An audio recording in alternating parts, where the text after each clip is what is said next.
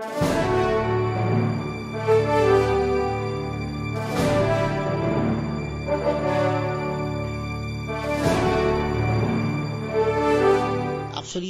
actually, sir, I don't have an idea for that. When she wrote the letter, that's the time I have an idea. But basically, the upper floor of Mrs. Corona is a roof deck already.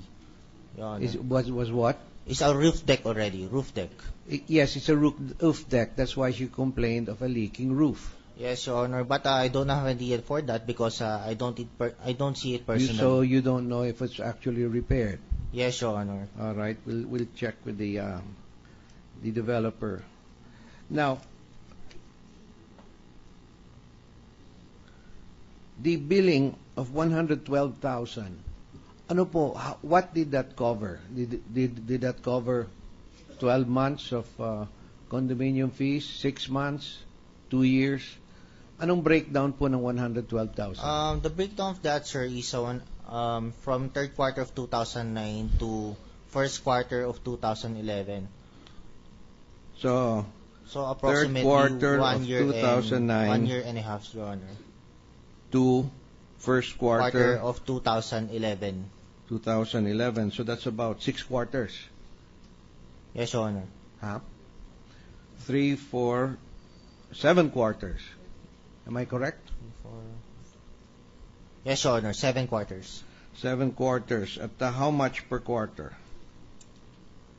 Approximately 15,000, Your Honor. 15,000 per quarter.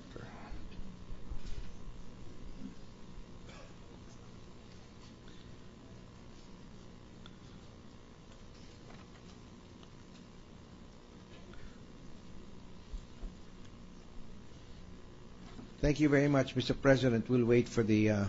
We hope that the prosecution or the defense can invite the developer on their land tomorrow. The prosecution wants the cross-examination to be started tomorrow. Yes, Your Honor. All right. May we have Senator Marcos first, Mr. President? The gentleman from Ilocos Thank you, Norte. Mr. President. I'd like to direct just some very simple questions to the witness.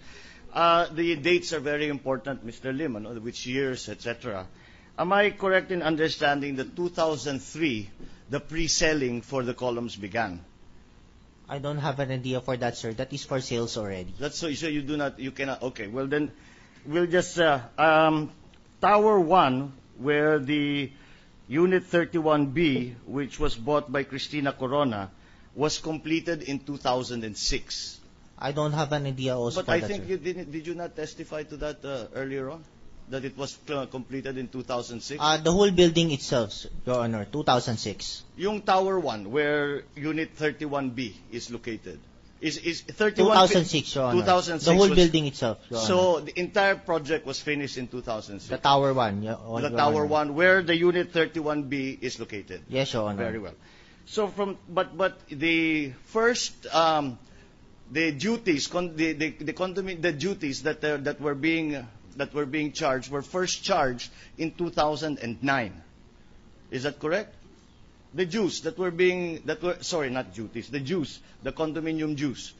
The first time they were charged to Mrs. Corona were in 2009. Yes, Your Honor. Why is there a 3-year interregnum between the time that the unit was finished? I would presume when you say finished, it's ready to be moved into. And since they had already had the contract to buy the unit, why did they not start, why did the management corporation not start charging condominium dues in 2006 when the unit was complete? Ted. I'm sorry, Your Honor, but I don't have an idea for that. But basically, maybe there's a complaint. Mrs. Corona has a complaint with the developer itself. Maybe that is the reason why. What other possible reasons could there be for that 3-year delay between the time that the unit was completed and dues were starting to be charged or demanded by the management corporation of Mrs. Corona? Basically, sir, on our records only, we started billing 2009. For that, sir, I don't have an idea already. Very well. Perhaps the defense can help us out here because that is a critical, I think that is a critical period, the 3-year period, and it will give us a better indication as to whether or not or when what year that... As I understand it, Your Honor, as I understand it, Your Honor, the obligation to pay dues commences from the time that you are recognized as the owner of the unit. Before that time, it is whomever the owner of the unit is that pays dues to the condominium corporation. As you know, membership in the corporation is premised on ownership of the unit. Without that nexus, there is no obligation to pay dues. Very well. So what the implication that is being made, at least by the Defense Counsel, was that the management corporation did not, in fact, recognize Mrs. Corona as the owner. Is that that is the implication I'm trying to draw? And Mr. Lim, the reason that you cite for that non-recognition until 2009 of Mrs. Corona as the owner, that came about because there were still complaints and deficiencies being pointed out by the prospective owner.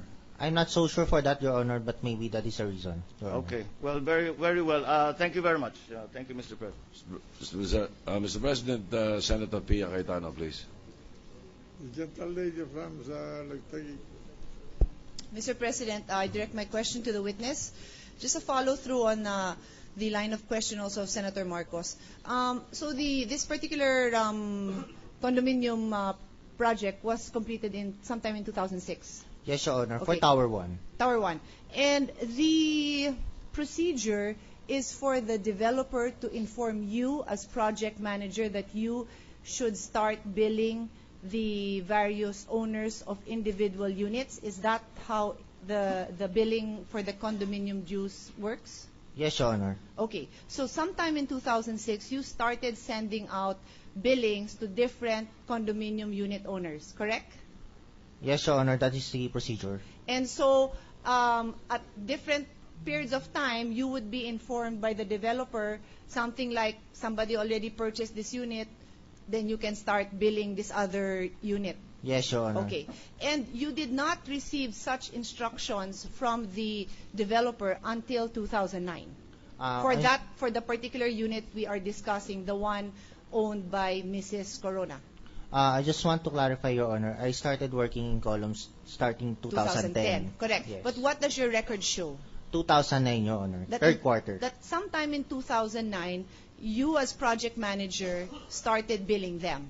Yes, Your Honor. Which means you got some kind of information or direction from the developer that start billing this unit because the owner there is already an owner. Something to that effect. Something to that. Yes, Your Honor. And so henceforth, that was the first time from your records that you started billing.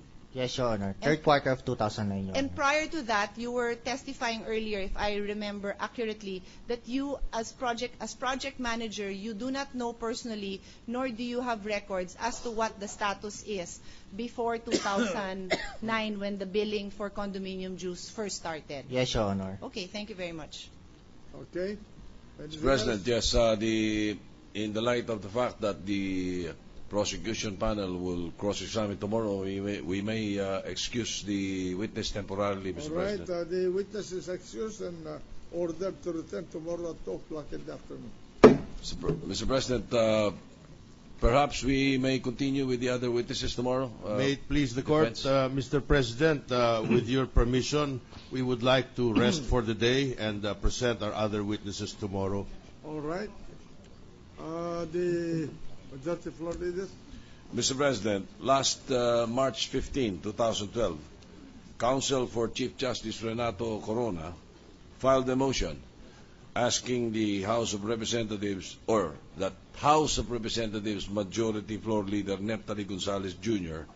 be directed to show cause why he should not be cited for contempt, and thereafter, if the evidence warrants, to declare Representative Gonzales guilty of contempt of court. Mr. President, I move that the presiding officer rule on the motion. In accordance with the decision of the caucus this noon on this matter, the motion of the defense is denied. That's the ruling of this court.